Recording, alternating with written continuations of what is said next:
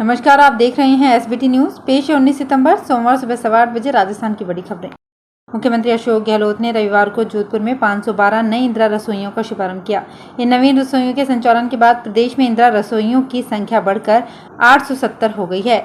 ये राज्य स्तरीय कार्यक्रम जोधपुर के सोस्ती गेट स्थित पुराना नगर निगम परिसर के समीप हुआ। इस अवसर पर इंदिरा रसोई योजना पर लघु फिल्म का प्रदर्शन किया गया।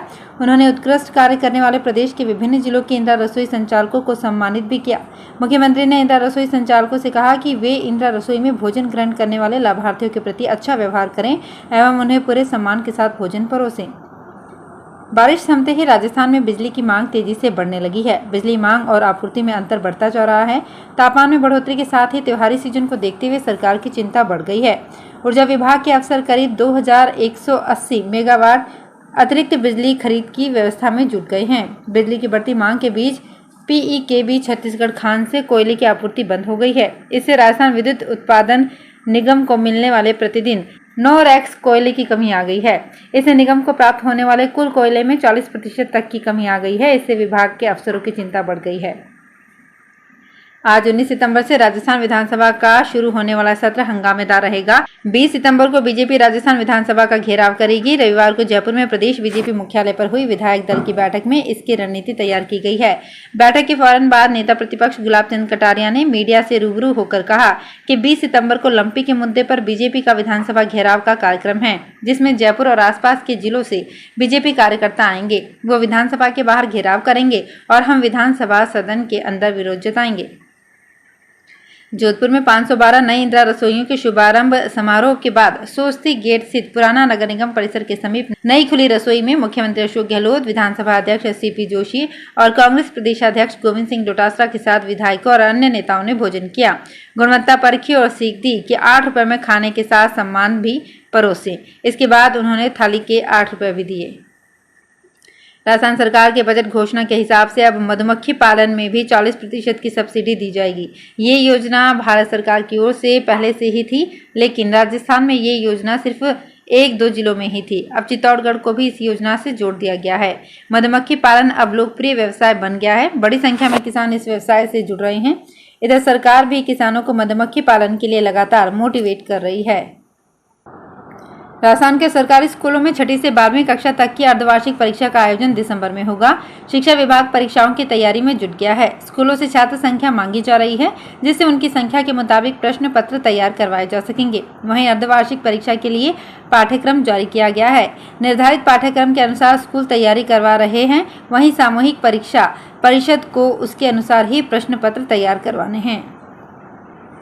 मुख्यमंत्री अशोक गहलोत रविवार को जोधपुर पहुंचे। इस दौरान जोधपुर एयरपोर्ट पर उनका भव्य स्वागत किया गया। कांग्रेसी कार्यकर्ताओं और समर्थकों ने उनका साफा बांधकर माल्यार्पण कर स्वागत किया। इस दौरान कई लोगों ने उन्हें अपनी समस्याओं से संबंधित ज्ञापन भी सौंपे। उन्होंने भी सभी लोगों से आत्मीयता से मुलाकात कर अभिवादन स्वीकार किया। एयरपोर्ट पर आरसी अध्यक्ष वैभव गहलोत सहित जनप्रतिनिधियों एवं अधिकारियों ने मुख्यमंत्री की अगवानी की। आगरा से ग्वालियर तक बनने वाला 6 लेन ग्रीनफील्ड एक्सप्रेसवे 2500 करोड़ की लागत से तैयार होगा। जिले में इस एक्सप्रेसवे पर चढ़ने और उतरने के लिए 2 पॉइंट होंगे। ये एक्सप्रेसवे आगरा रिंग रोड से शुरू होकर ग्वालियर एयरपोर्ट रिंग रोड तक बनेगा। इसके लिए चंबल पर भी नया पुल बनाया जाएगा। सूत्रों के मुताबिक ये नया एक्सप्रेसवे मनिया के पीछे से होकर धौलपुर के पीछे से गुजरेगा। बताया जा रहा है कि ये शहर को छूकर नहीं गुजरेगा। शहर से थोड़ा दूर से ही ये एक्सप्रेसवे निकलेगा। करीब 87 किलोमीटर लंबा ये एक्सप्रेसवे दिल्ली और धौलपुर की दूरी को भी कम कर देगा। जोधपुर एयरपोर्ट पर रविवार को बड़ा हादसा टल गया। मुख्यमंत्री अशोक गहलोत के निकलने के कुछ देर बाद ही यहां आग लग गई। हवाई अड्डे की पार्किंग के पास डंपिंग कैबिन में आग लगी। हल्के पटाखों की आवाज के साथ यहां लपटें उठने लगी। इसके बाद सीआईएसएफ के अधिकारियों और जवानों ने आग पर काबू पाया। यहां नजदीकी पार्किंग में कई वाहन खड़े थे। हवाई अड्डे पर इस तरह आग लगने की पहली घटना है। डंपिंग कैबिन में विमानों से यात्रियों के यूज्ड खाली पैकेट और बोतलें वगैरह रखे जाते हैं। राजस्थान लोक सेवा आयोग ने आरएसएस मेंस 2021 में सफल अभ्यर्थियों को सेवा प्राथमिकता क्रम और ऑनलाइन विस्तृत आवेदन पत्र भरने का अवसर दिया है। अभ्यर्थी आज 19 सितंबर से पोर्टल पर इन्हें ऑनलाइन भर सकेंगे। इनके आधार पर ही अभ्यर्थियों को साक्षात्कार में शामिल किया जाएगा।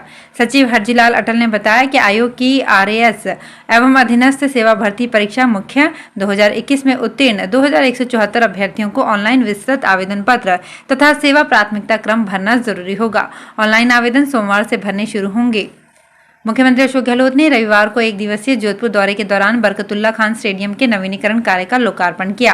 उन्होंने कहा कि बरकतुल्ला खान स्टेडियम का उपयोग जिस तरह से होना चाहिए था नहीं हुआ। जेडीए द्वारा किए गए रिनोवेशन के बाद आरसीए से जो एग्रीमेंट हुआ तो बीसीसीआई भी सपोर्ट करेगी। यहाँ राष्ट्रीय अंतर्राष्ट्रीय मैच होना शुरू होगा। उन्होंने कहा कि मुझे उम्मीद है कि जो माहौल अब बन रहा है उसके बाद मारवाड़ व जोधपुर के क्रिकेट प्रेमियों को राष्ट्रीय व अंतर्राष्ट्रीय मैच देखने को मिलेंगे। राजस्थान फिल्म फेस्टिवल का 10वां संस्करण 24 सितंबर को आयोजित किया जाएगा। इस फेस्टिवल का सबसे विशेष आकर्षण होता है इसका लाइफ टाइम अचीवमेंट अवार्ड, जो फिल्म इंडस्ट्री की किसी हस्ती को दिया जाता है। आरएफएफ की डायरेक्टर संजना शर्मा व प्रोग्रामिंग हेड अनिल जैन ने बताया कि इस बार प्रसिद्ध अभिनेता संजय मिश्रा को लाइफ टाइम अचीवमेंट अवार्ड से सम्मानित किया जाएगा। अभिनेता संजय मिश्रा फिल्मों में अपनी एक्टिंग का लोहा मनवा चुके हैं। इनमें कांची, भूल भुलैया 2, ऑल द बेस्ट, खिलाड़ी 786, गोलमाल, गोलमाल 3, टोटल धमाल और बादशाह हो कुछ प्रमुख फिल्में हैं। मुख्यमंत्री अशोक गहलोत ने कहा कि आजादी से पहले और आजादी के बाद जैन समाज का देश के आर्थिक विकास में बड़ा योगदान रहा है। बांगड़, गोयंका और बिरला सहित अनेक बड़े उद्योगपतियों का उदाहरण देते हुए उन्होंने कहा कि जैन समाज प्रारंभ से ही प्रभावी रहा है। राष्ट्रपिता महात्मा गांधी जैसे महापुरुष भी इसी समाज की देन हैं। वे रविवार को जैन इंटरनेशनल ट्रेड ऑर्गेनाइजेशन की ओर से जैसलमेर बाईपास रोड स्थित अमृतम पैलेस में आयोजित 3 दिवसीय नेशनल यूथ कॉन्क्लेव के समापन समारोह को बतौर मुख्य अतिथि संबोधित कर रहे थे। मुख्यमंत्री ने कहा कि महावीर स्वामी के सत्य, अहिंसा व अपरिग्रह के संदेश को जीवन में उतारने की आवश्यकता है। भरतपुर के उप तहसील मुख्यालय लखनपुर स्थित निजी शिक्षण संस्थान में अध्ययनरत नौनिहालों को अपनी पढ़ाई के लिए अत्यंत जर्जर एवं दुर्गंध युक्त गंदे पानी से विगत लंबे समय से निकलने पर मजबूर होना पड़ रहा है, जिसके कारण विद्यालय में पढ़ने वाले विद्यार्थी आए दिन फिसलने से चोटिल होते रहते हैं। इसी को लेकर रोशनी पब्लिक स्कूल के मैनेजिंग डायरेक्टर बलराम चौधरी के नेतृत्व में विद्यालय के बच्चों ने प्रदर्शन कर आम रास्ते के निर्माण के साथ पानी निकासी की मांग स्थानीय प्रशासन एवं ग्राम पंचायत लखनपुर से करते हुए प्रदर्शन किया। जोधपुर में लूणी के सामुदायिक स्वास्थ्य केंद्र लाते समय एक महिला ने 108 एम्बुलेंस में ही बच्चे को जन्म दिया। डिलीवरी के बाद जच्चा बच्चा दोनों स्वस्थ हैं। दरअसल लूणी सामुदायिक स्वास्थ्य केंद्र में तैनात 108 एम्बुलेंस के पायलट विक्रम सिंह को खाराबेरा गांव से एक महिला मरीज को लाने का कॉल आया। इस पर अपने नर्सिंग और सहयोगी स्टाफ के साथ 18 मिनट में खाराबोरा पहुंचे। यहां से गर्भवती महिला को लूणी सामुदायिक स्वास्थ्य केंद्र की तरफ लेकर निकले। महज 5 किलोमीटर के बाद ही महिला को तेज प्रसव पीड़ा होने लगी। इस पर एम्बुलेंस चालक ने गाड़ी को साइड में रोका। एम्बुलेंस में ही नर्सिंग स्टाफ राजकुमार ने महिला का सुरक्षित प्रसव कराया।